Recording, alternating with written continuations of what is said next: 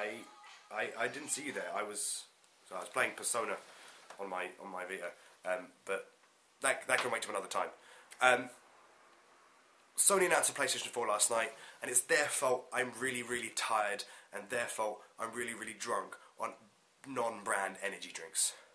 But I'm still excited. They came out last night, they showed off their new console, and it felt like a different Sony. A Sony we hadn't seen before. A Sony totally different to the one that we saw 9 months ago at the last E3. They felt fresh, they felt exciting.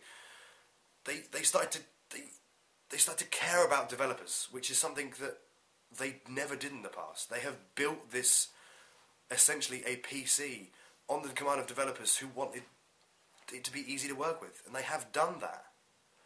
Because at the end of the day, it all starts and ends with the people who make games for your platform.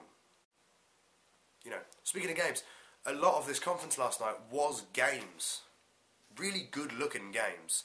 They had Killzone, they had Watch Dogs, they had Diablo, they had Destiny, they had Media Molecule and Square Enix and Capcom come out. They had The Witness from Jonathan Braid, they have the Drive Club game, they had Infamous.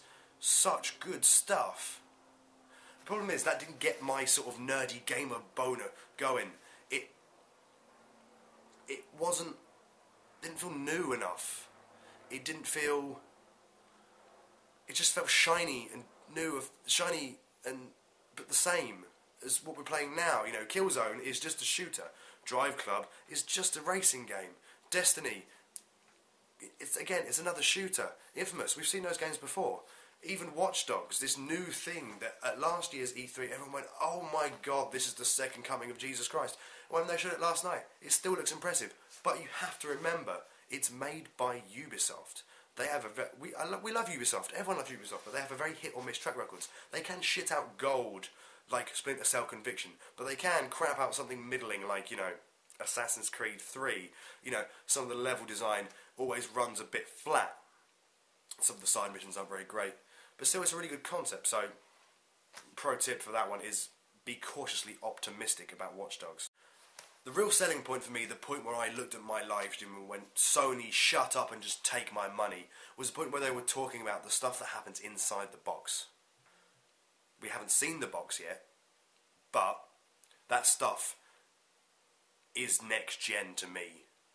We've got 8 gigs of RAM and an 8-core processor. That is something special. A friend of mine on Twitter just told me that's like a £600 worth of computer in your games console. That is just fantastic. On top of that, they've got this new controller, and it's got touch, it's got motion, it's got the camera thing you put on top of your TV, and speakers, and these concave analog sticks for your fingers, and the triggers that feel better, and an input for a proper headset.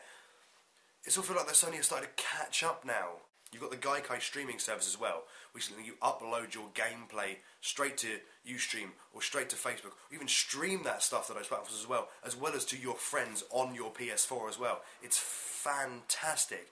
The fact that you can play a game while it's downloading, the fact that you can download while the system's in sleep mode. Another thing that really, really excites me is the fact that you can turn it on and off at click of a button, much like the Vita does. It's all this stuff that's inside the box looks so wonderful, that's so just move forward in technology. It's great. It's that real sort of generally future tech that sold me on the PlayStation 4. But the question still remains, what does this mean for Nintendo? Because you can now stream your gameplay to your Vita, just like you can with the gamepad. And does this leave Nintendo dead in the water? Well, kind of, because although you don't have to buy a £200 Vita when you're playing the Wii U, the PS4 is so much more powerful than the Wii U will be. So it does kind of leave it dead in the water. But then again, Nintendo don't really care because they have things with Mario and Zelda stamped on them, which people will come back for time after again. So, you know, Nintendo should be worried, but they're not really, I don't think, threatened by the PlayStation 4. Microsoft, on the other hand, will probably be a totally different story. I went into this PlayStation conference predicting a half-an-hour show with, you know, here's what it looks like, here's the controller, here's Kazurai, we'll see you guys later. But they didn't. They put on this big 2-hour spectacle showing games and UI and content and developers and this massive thing they put on. Microsoft have really got to pull something special out the bag. They've got to really have a sort of an OMG moment for it to make an impact on what Sony did last night. Microsoft are all about the entertainment hub in the living room, which could be a mistake when Sony are generally now targeting gamers. I've heard rumblings that it could be before April when we see the next Xbox. But either way, it's going to be a very interesting year, and I'm still very much looking forward to E3. Well, yeah, that's my feelings on the PlayStation 4 and what happened last night.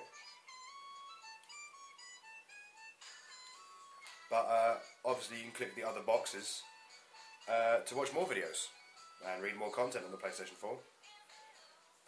You can always subscribe to get all the latest PlayStation 4 news and, you know, everything else we do here at Hard Reset. Like the video obviously helps me out, and if you want to ask me any questions or anything else you want my opinion on, let me know in the comments below. And I suppose I'll see you guys next time, where I force feed you some more opinion, because I'm that kind of arsehole.